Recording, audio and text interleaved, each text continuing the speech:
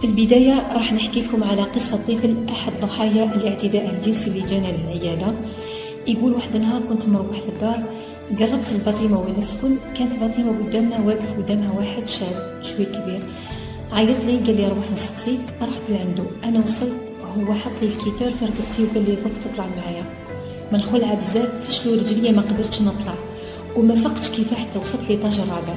من بعدها دخلني لواحد الدار كانت فارغه، لقينا فيها واحد صاحبه، سكروا عليا الباب، بديت نعيط ونبكي ونحاول فيهم يطلبوني، زادوا سكروا عليا الطاقه ومن الخلعه بزاف وليت ما نقدرش نتنفس.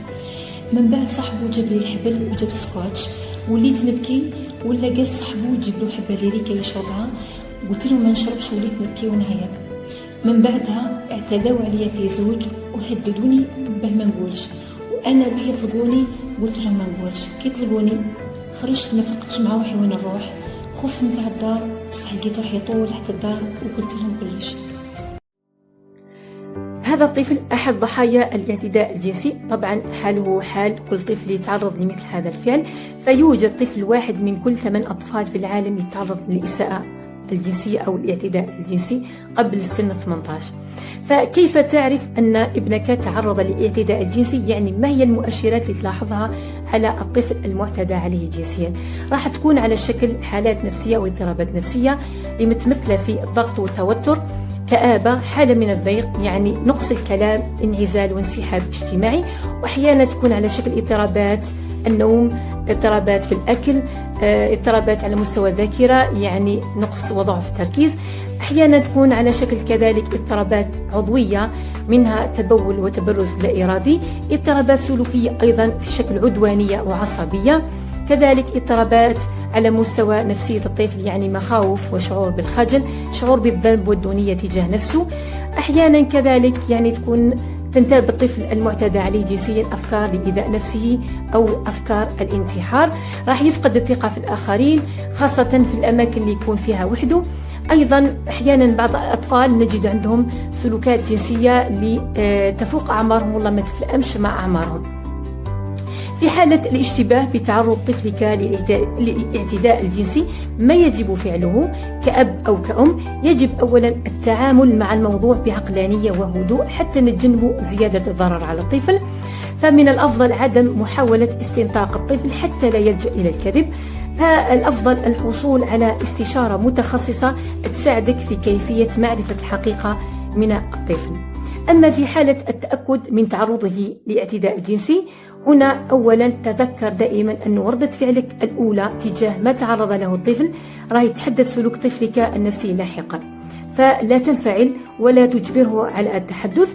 أعطي الطفل مساحة أنه يتحدث دون الضغط عليه ودون إحساسه بالذنب. حاول تعطيه اهتمام وحرص عليه بدل أنه تلوم عليه والله تعاتبه. كذلك حاول تقدم له الدعم والمساندة بدل التخويف والعقاب. كذلك يعني ضروري جدا عدم إخبار أي طرف آخر يعني بغير الوالدين عن الحادثة لحفاظا على أسرار الطفل. كذلك لابد من اتخاذ يعني موقف قانوني من خلال الإبلاغ عما حدث، والأخذ باستشارة نفسية أو استشارة من متخصص نفسي، خاصة إذا شفت حالة ابنك أو حالة الطفل قاعدة تدهور وقاعدة تتفاقم أكثر. لكن الحيطة والحذر واجب. فكيف تحمي طفلك من الاعتداء الجنسي؟ يعني كل الأطفال معرضون لهذا الفعل، لكن في بعض الأحيان ممكن يتعرضوا نتيجة إهمال وعدم إدراك خطورة الأمر من طرف أهل. لهذا لازم تتعرف على الأشخاص الموجودين في حياة طفلك خاصة المقربين، لأنه أغلب الحوادث والله أغلب حالات الاغتصاب تحدث من طرف المقربين. حاول تشجع ابنك أنه يتحدث عنهم ويتحدث عن أصدقائه. علم ابنك والله حاول تعلم ابنك مبدأ الخصوصية والحدود الجسدية وبأنه جسمه خط أحمر. حاول تمد لطفلك مساحة أمان بحيث أنه لا يواجه مشكلة إذا تحدث معك عن أي موقف قد يحدث معه مستقبلا.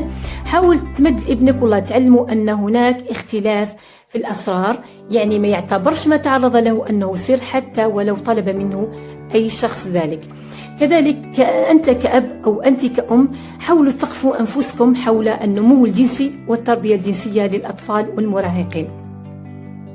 في الأخير يعني نصيحة لكل ولي أمر، يعني أم أو أب، في حالة التأكد من تعرض ابنك لاعتداء جنسي فضرورة الإبلاغ عن الحادث، لأنه جريمة تستدعي حماية الصحة النفسية للطفل، وهي خطوة مهمة في التشافي من آثار الصدمة. كذلك الإبلاغ يحقق العدالة ومحاسبة المعتدي أيضا، وهذه في حد ذاتها راحة نفسية للطفل الضحية. أيضا منع تكرار الجريمة وحماية الآخرين وتسليط الضوء على المشكلة. في الختام نقول أن وعي الأهل والأطفال هو أساس الحماية من مثل هذه الحوادث.